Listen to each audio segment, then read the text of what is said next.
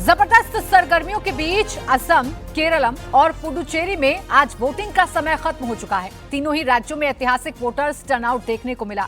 अब बारी तमिलनाडु और पश्चिम बंगाल की है। सबसे दिलचस्प चुनाव बंगाल का है, जहां सियासी पारा भी सबसे ज्यादा हाई है और बयानों का टेम्पो भी सबसे ज्यादा अलाउड है।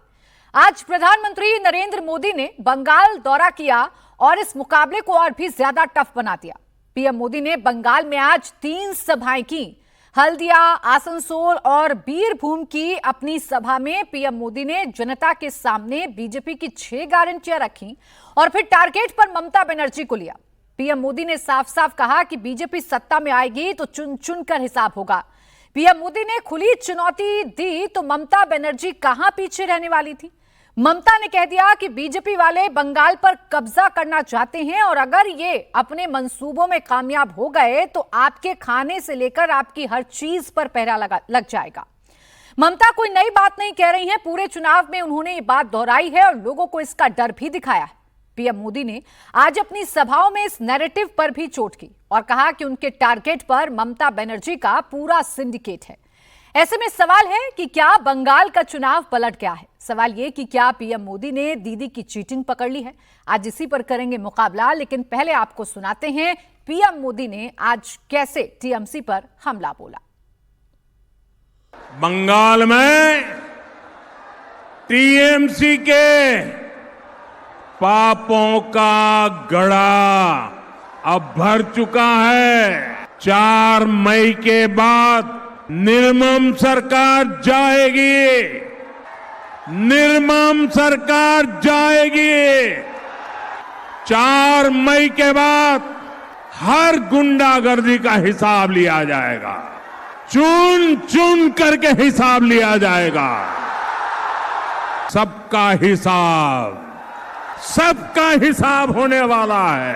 बंगाल में लूटेरों का होगा हिसाब। तो प्रधानमंत्री ने आज टीएमसी को चुनौती दी है। जिन जिन इलाकों में प्रधानमंत्री नरेंद्र मोदी ने आज रैलियां की हैं, उन इलाकों का समीकरण क्या है, वहां पर बीजेपी कितना स्ट्रांग है या टीएमसी कितना स्ट्रांग है, आइए आपको ये बताती हूं। साथ ही आपको बताती हूं कि जब प्रधानमंत्री कहते हैं कि चुन चुन कर हिसाब होगा तो इसका मतलब क्या है। सबसे पहले बात पूर्व मेदिनीपुर की कर लेते हैं, जहां पर हल्दिया सीट आती है और इसी जिले में नंदीग्राम सीट भी आती है। कुल सीट इस जिले में कितनी है? 16 सीटें हैं। हिंदू आबादी कितनी है? 85% है। और मुस्लिम आबादी कितनी है? तो 15% मुस्लिम आबादी है। और चुनाव यहां 2011 के में क्या हुआ था? टीएमसी ने 9 सीटें जीती थी और बीजेपी ने 7 सीटें जीती थी 16 सीटों में से। वहीं अगर 2016 के चुनावों की बात करूं तो टीएमसी यहां बढ़ गई थी। टीएमसी ने 13 सीटें जीती थी, लेफ्ट ने 3 सीटें जीती थी। वहीं 2021 की बात करूं तो 2021 में भी टीएमसी ने 16 सीटें जीती थी और लेफ्ट यहां 0 हो गई थी। ये वो इलाका है जहां शुवेंदु अधिकारी मजबूत दिखते हैं, जिसे शुवेंदु अधिकारी का गढ़ माना जाता है। और आज भी जब प्रधानमंत्री हल्दिया में चुनावी सभा को संबोधित कर रहे थे तो उन्होंने फिर दोहराया कि भवानीपुर इस बार नंदीग्राम बनने जा रहा है। अब आपको अगले जिले की तस्वीर दिखाती हूं, जहां प्रधानमंत्री नरेंद्र मोदी ने आज चुनावी रैली को संबोधित किया है। पश्चिम बर्धमान की बात कर लेते हैं। 2016 का चुनाव ये कहता है कि टीएमसी 5 सीटें जीत पाई थी, लेफ्ट 3 सीटें यहां पर जीत पाई थी। जबकि 2021 की बात करें तो टीएमसी 7 और लेफ्ट 2 सीटें जीत पाई थी। मुस्लिम आबादी यहां 13% है। यहां भी आज प्रधानमंत्री नरेंद्र मोदी ने रैली को संबोधित किया है। 2011 के चुनावों में 6 सीटें टीएमसी ने यहां पर जीती थी। कुल 9 सीटें हैं पश्चिम बर्धमान में, जहां पर आज प्रधानमंत्री चुनावी रैली को संबोधित कर रहे थे और टीएमसी पर जबरदस्त हमला बोल रहे थे। प्रधानमंत्री ने साफ कहा कि चुन चुन कर हिसाब किया जाएगा। कोई मंत्री हो, कोई संतरी हो, सबका हिसाब किया जाएगा। अगर कोई गुंडाई करेगा तो उसका अंजाम उसको भुगतना पड़ेगा। अब आपको आइए बीरभूम की तस्वीर भी दिखा देती हूं, वहां का सियासी समीकरण क्या कहता है। तो कुल 11 सीटें हैं और इन 11 सीटों की बात करें तो 2016 के चुनाव में 9 सीटें टीएमसी ने जीती थी, लेफ्ट ने 1 सीट जीती थी और कांग्रेस ने 1 सीट जीती थी। बीरभूम का चुनावी ट्रैक ये कहता है। और 2021 में यहाँ टीएमसी ने 6, लेफ्ट ने 3 और कांग्रेस ने 2 सीटें जीती थी। मुस्लिम आबादी यहाँ 37% है, यानी मुस्लिम आबादी अच्छी खासी है, निर्णायक भूमिका में है। बीरभूम, जहां प्रधानमंत्री नरेंद्र मोदी आज चुनावी सभा को संबोधित कर रहे थे।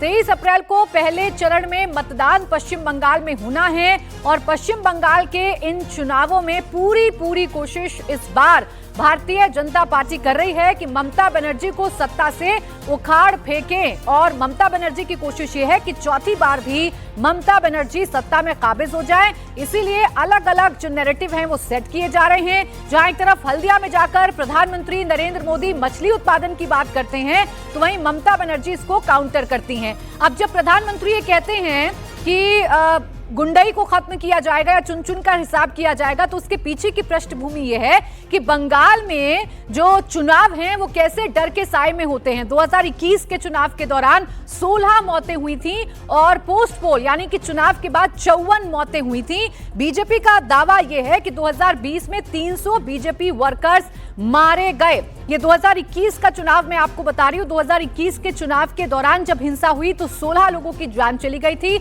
और चुनाव के बाद 54 लोगों की जान चली गई थी। बीजेपी लगातार इसे मुद्दा बनाती है, टीएमसी पर हमलावर होती है। बीजेपी का दावा यह है कि 2020 में 300 बीजेपी वर्कर्स मारे गए हैं। जो सियासत है वो खूनी सियासत हो जाती है पश्चिम बंगाल की। बंगाल में हर साल औसतन 20 राजनीतिक हत्याएं होती हैं। ये आंकड़े बताते हैं बंगाल में जिस तरीके से टीएमसी और बीजेपी आमने सामने आती है उसका अंजाम, उसका परिणाम क्या होता है कि बंगाल में हर साल औसतन 20 राजनीतिक हत्या होती हैं और बीजेपी ने इसे बड़ा मुद्दा बनाया है। 2023 की बात करें तो पंचायत चुनाव में एक दिन में 12 हत्या हो गई थी। अब अंदाजा लगाइए कि चुनाव किस तरीके से पश्चिम बंगाल में निष्पक्ष कराना मुश्किल भरा रहता है चुनाव आयोग के लिए।